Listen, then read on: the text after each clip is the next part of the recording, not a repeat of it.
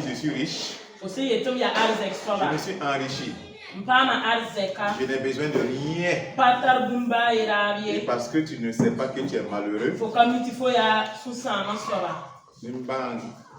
Malheureux. Bon. Le malheur, ok. Misérable. Non, ça pauvre. Talra. Aveugle. Zwanga. Et nu.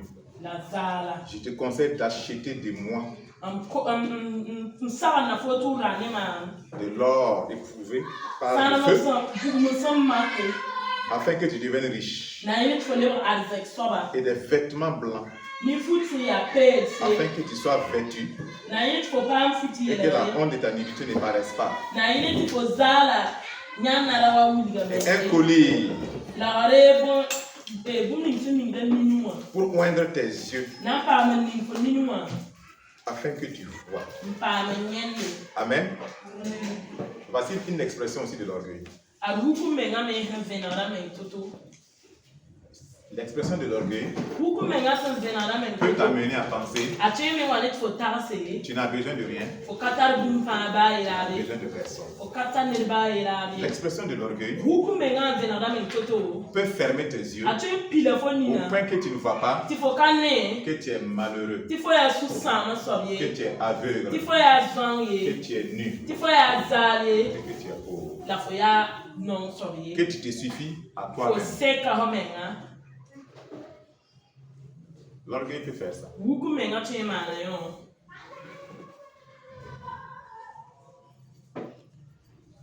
Ils avaient l'argent, hein? Ils avaient de beaux vêtements. Mais Dieu dit, vous êtes malheureux, vous êtes pauvres, vous êtes aveugles, vous êtes nus. Il dit, achetez de moi de l'or éprouvé par le feu. Ça symbolise quoi? La foi qui a été éprouvée et maintenant qui brille. C'est ça. L'or éprouvé par le feu. Nous voyons la foi.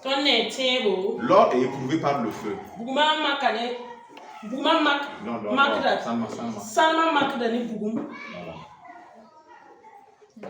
L'or est éprouvé par le feu afin que sa valeur sorte, afin que ça brille. Les saletés vont quitter l'or. L'or sera pur. Et Dieu dit, achète de moi de l'or éprouvé par le feu. C'est-à-dire une fois été purifié, une fois qui a été testé à travers les épreuves que vous et moi nous subissons. Et en ce moment, notre foi, si elle reste, si nous sommes vrais, elle va briller comme de l'or. Elle va briller comme de l'or. Elle sera inébranlable. Voilà pourquoi les épreuves font partie de nos vies. Ça fait partie. Dieu dit, achète de l'or éprouvé. Ensuite des vêtements blancs. Un collier pour oindre tes yeux. Afin que tu vois. Parce que tu es aveugle. Tu as deux yeux. Tu regardes les gens marcher. Tu marches physiquement. Mais spirituellement, tu es aveugle. Tu ne vois pas. Tu ne vois pas. Tu es pauvre. Tu es pauvre. Sois riche dans la foi. Une foi pure. Une foi qui brille. Une foi qui a été testée dans les épreuves. Testée par les persécutions. Testée par les tribulations. Ah oui, testée par les difficultés. Testée par la fornication. Mais elle tient solide. Elle tient ferme. Testée dans le manque. Quand tu manques de certaines choses, elle a été testée. Elle a été testée. Elle est solide. Elle est purifiée. Elle a été testée par les idoles. Tout ce qui peut être idole dans ton cœur. Mais elle est restée. Elle n'a pas rentré dans l'idolâtrie. Testée par les désirs de ce monde, de la chair. Ces choses-là sont venues. Mais cette fois-là, qui est pure, comme de l'or, éprouvée. Elle a été éprouvée.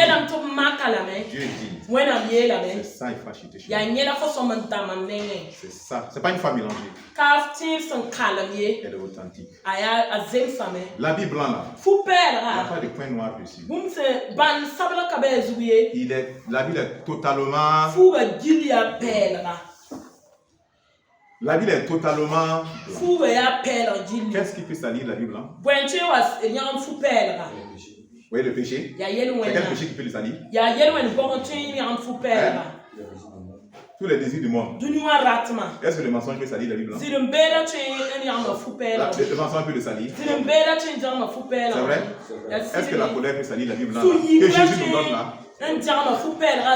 La colère peut salir ça. C'est vrai ça? Est-ce que l'orgueil peut salir ça? L'orgueil peut salir ça. Est-ce que les bagarres peuvent salir ça? Est-ce que le manque de pardon peut salir ça? Le manque de pardon peut salir ça? Est-ce que la haine peut salir ça? La haine peut salir ça? Est-ce que la fornication peut salir la vie blanche? La fornication peut salir la vie blanche en Jésus?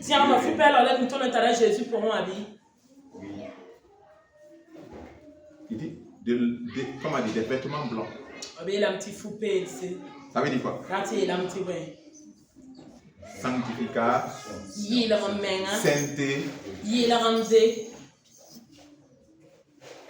sainteté.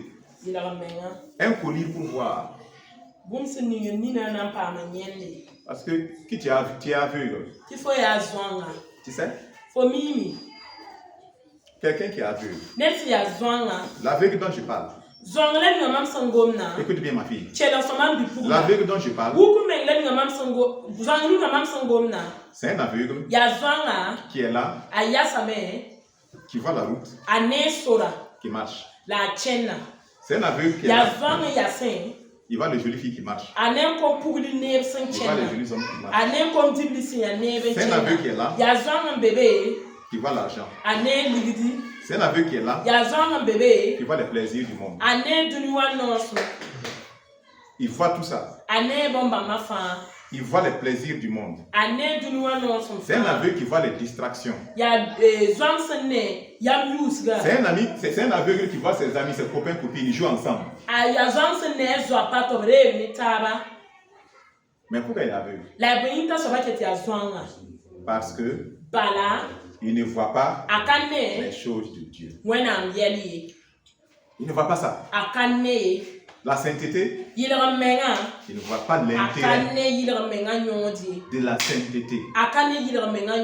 La prière, il ne voit pas l'intérêt de la prière. Méditer la parole, il ne voit pas l'intérêt. Pour lui, il ne voit pas l'intérêt. Se consacrer à Dieu. Il dit, mais pourquoi? Laissez les pasteurs se consacrer. Moi, je suis jeune. Je suis jeune. Tout comme s'il était dit que les jeunes ne vont pas mourir. Voilà, ils ne meurent pas. Les jeunes meurent plus que. C'est un aveugle. Il voit les choses de ce monde. Mais il ne voit pas les choses de Dieu. Pourquoi Dieu dit, paye un collier, tu mets dans tes yeux.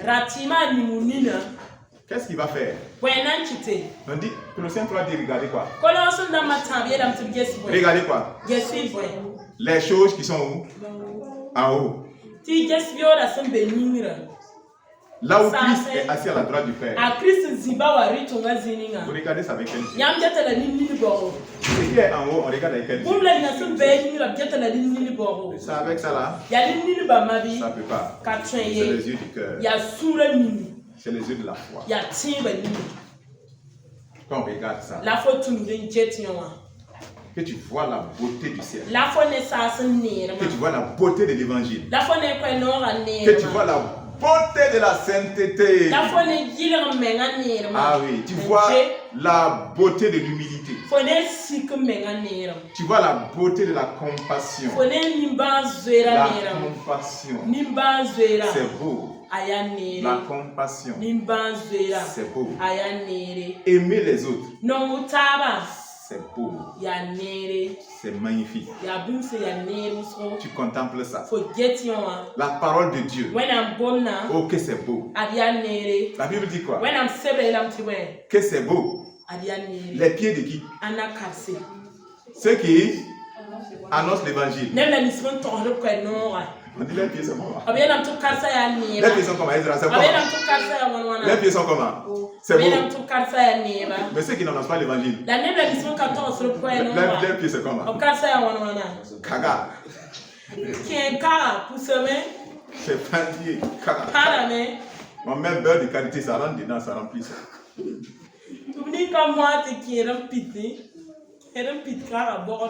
C'est pas beau. Oui. Mais comment tu peux voir ça? Pas avec tes yeux comme ça. Les yeux de la foi.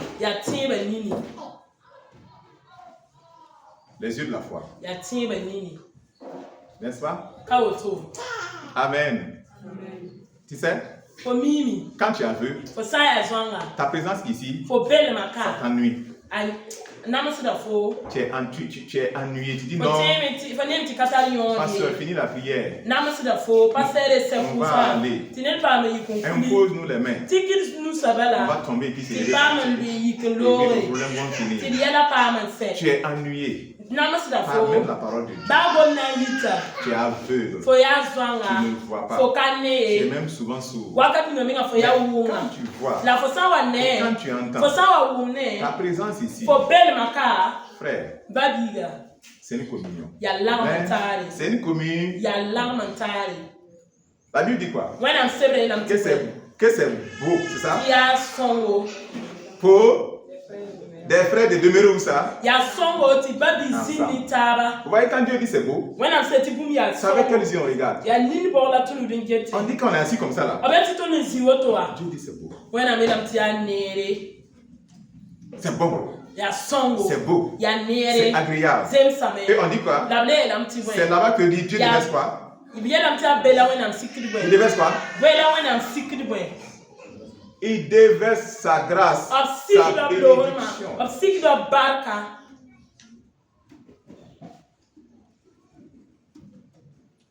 Comme de l'huile, ça descend. Qui descend sur la tête d'Aaron. Qui coule sur sa barbe. C'est beau d'être ensemble dans la présence de Dieu. C'est beau. C'est beau. Lorsqu'on a le temps de consécration, on a une journée avec le Seigneur. 2 jours, 3 jours, 4 mois. C'est beau. Toute sa vie. David disait quoi? Il y a une chose que je désire ardemment. C'est de faire quoi? C'est de faire quoi? Demeurer où ça? Dans la maison de Dieu. Toute sa vie, c'est ce qu'il souhaite. David voulait ça. Maintenant, Dieu dit tout est accompli. Quand Jésus a dit à la croix tout est accompli, Jésus a dit clairement, le temple que vous avez vu là, il sera renversé. Il sera renversé.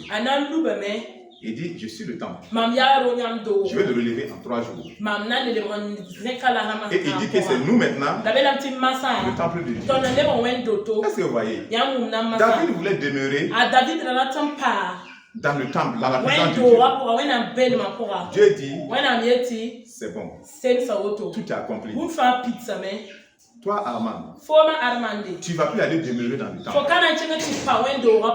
Tu es le temple. Alléluia, tu es le temple. Tu es le temple. Tu ne chercheras plus à aller demeurer dans un temple. Tu es le temple. Tu es le temple. C'est toi le temple. Voilà la nouvelle Jérusalem. Quand vous lisez dans l'Apocalypse, la Bible dit quoi? Que la ville n'a pas de temple. La ville n'a pas de temple. Nous sommes son temple. Il dit Dieu lui-même habite au milieu de nous. Dieu lui-même habite. Dieu lui-même habite. Nous sommes son temple. Un mystère. Alléluia. Donc, bien aimé, sois rempli de la présence de Dieu. Sois rempli de l'Esprit de Dieu. Tu vas prier. Cette semaine, quand tu vas prier, la semaine à venir, prie. Que le Seigneur ouvre tes yeux. Que tu vois la beauté des choses de Dieu. C'est ça qui va faire la différence. Tu vas voir 2 personnes, 3 personnes converties. En un an, l'autre est déjà grand spirituellement. Le deuxième, il peut être chétif toujours. Chétif, un pied à gauche. Peut-être que le troisième, il est réparti au yin-yang. Ça y est, il est assis là-bas, dans le monde. Si tu ne vois pas, si tu ne vois pas, tu ne vois pas la beauté. Tu ne peux pas aller de là. Tu ne verras pas l'intérêt de ces choses. Ne sois pas ennuyé pour les choses de Dieu. Il est le plus beau. Jésus, il est le plus beau des fils de l'homme.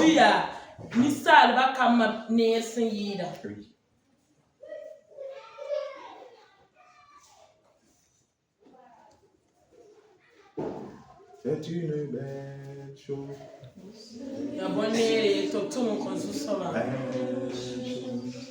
Seigneur, c'est une belle chose de servir le Seigneur, servons dans la lumière de Dieu. Amen.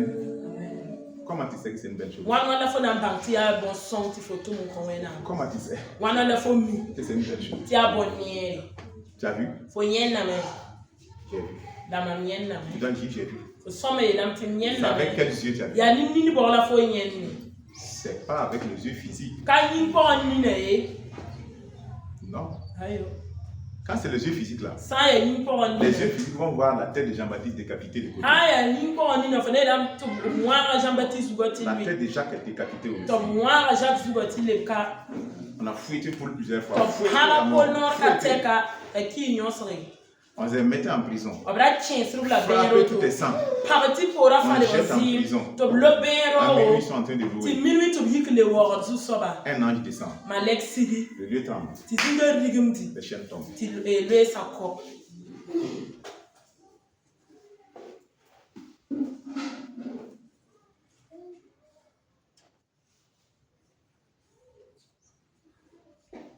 Le yeux physique ne peut pas voir la beauté de ça. C'est les yeux de la foi. C'est les yeux du cœur. Dieu nous a donné les yeux de la foi pour voir au-delà des choses physiques. Amen. Oui. Voilà pourquoi Paul dit dans Corinthiens, nous marchons par la foi et non par la vue.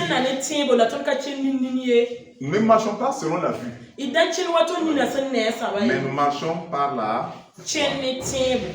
C'est la foi qui te permet de voir au-delà des choses physiques.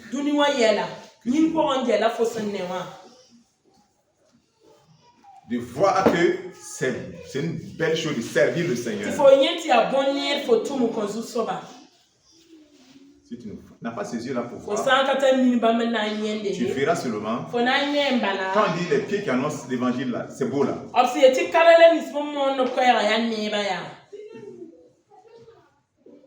Tu as vu?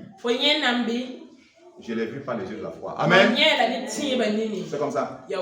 Maintenant, quand on dit que les pieds sont beaux là, est-ce qu'on a dit qu'on va les chicoter? On va les chicoter. Mais les pieds restent toujours beaux. Oui, ça peut arriver. On peut les malmener. Mais ils sont beaux. Amen. Que le nom du Seigneur soit béni. Au nom de Jésus. Attrape le Seigneur. Serve maintenant. Chacun doit servir le Seigneur. Comme tout le monde dit, c'est une belle chose. On doit servir le Seigneur. Et la fois passée, on disait encore. Prier, c'est quoi? C'est faire l'œuvre de. Est-ce que tout le monde a compris ça, CCA maintenant? Prier, c'est faire quoi? C'est faire l'œuvre de. Vous prenez l'œuvre de Dieu, vous mettez sur le pasteur seulement. Tous les pasteurs, ils font l'œuvre de Dieu. Est-ce que vous ne faites pas l'œuvre de Dieu? Prier, c'est faire l'œuvre de Dieu. Ah oui. Ce n'est pas seulement qu'on prêche. Ce qui fait que tout le monde se lève. Chacun veut prêcher au hasard. Des coxeurs se lèvent. Ils veulent tromper le peuple et prendre la Bible. Le gars, il prend une Bible. Il part chercher une vieille veste. Voilà. Déparié. Il porte. Et puis il vient. Mettez l'offrande. Dieu te bénira. Il faut s'aimer avant de moissonner. On ouvre Malachie. Voilà ce que Dieu dit. Mettez. Celui qui met pengelem, il va recevoir pengelem. Celui qui met wa, Dieu te bénit wa. C'est dommage. C'est dommage. Alors que Dieu a dit aux apôtres, donnez-leur vous-même. Donnez-leur vous-même. Donnez-leur vous-même. Et Paul dit quoi? Ce n'est pas les enfants qui doivent amasser pour les parents. C'est les parents qui doivent amasser pour les parents.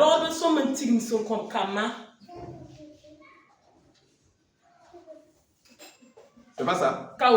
Donc c'est pas ceux qui disent que je suis votre papa là. C'est pas vous qui devez. C'est pas vous qui devez amasser pour lui. C'est lui qui doit amasser pour vous. Mais soyons clairs. La Bible dit quoi? Il sème des richesses spirituelles dans vos vies. Amen. Il sème des richesses spirituelles dans vos vies. Et Dieu est fidèle. Dieu dit, quand c'est ainsi, honorez-les avec ce que je vous ai donné. C'est ça. Mais on n'exige rien. On n'impose rien. On ne demande pas. On ne commande pas. Dieu va toucher les cœurs des gens. Ils vont le faire à la gloire de son nom. Sans technique. Voilà, sans technique. Amen. Sans technique. C'est pas dans les entretiens. Quand on dépose panier. Tu es venu en entretien avec le pasteur. Chaque jeudi c'est entretien. Le panier est posé. Tu viens en entretien. Il faut mettre. D'autres même disent tu donnes d'abord. Avant de voir le pasteur. Quand la personne dit je n'en ai pas. En tout cas ici c'est comme ça. Je parle de ce que les gens ont vécu. En tout cas ici c'est comme ça. Moi-même je me rappelle. Un jour avec une dame, elle fait qu'on prie ensemble. Je dis ok, viens on va prier. Elle me dit mais c'est comment? Je dis c'est comment? C'est comment? Je dis mais viens on va prier. Oui, mais les conditions. Je dis tu parles de quelles conditions? Elle dit non, ailleurs. tu donnes une faute. Donc, elle veut savoir, chez moi, c'est combien on paye avant de payer. Toi, tu m'apprends ça, moi, je ne savais pas ça. Jésus a dit, vous avez reçu gratuitement, donnez gratuitement. Amen. Donnez gratuitement. Le reçu gratuitement, donné gratuitement. Il n'y a rien qui est à vendre. Non, c'est gratuit. Amen. Donc, il faut servir le Seigneur. Comme la prière, c'est servir le Seigneur. Préparons-nous encore. Servons-le de mieux servons-le de mieux en mieux dans la prière, dans la méditation de la parole, dans l'évangélisation, dans la prédication, dans le ministère de chantre, dans l'interprétation, toutes ces choses-là, servons-le. Amen. Que le Seigneur te bénisse. Au nom de Jésus. Disons-lui merci.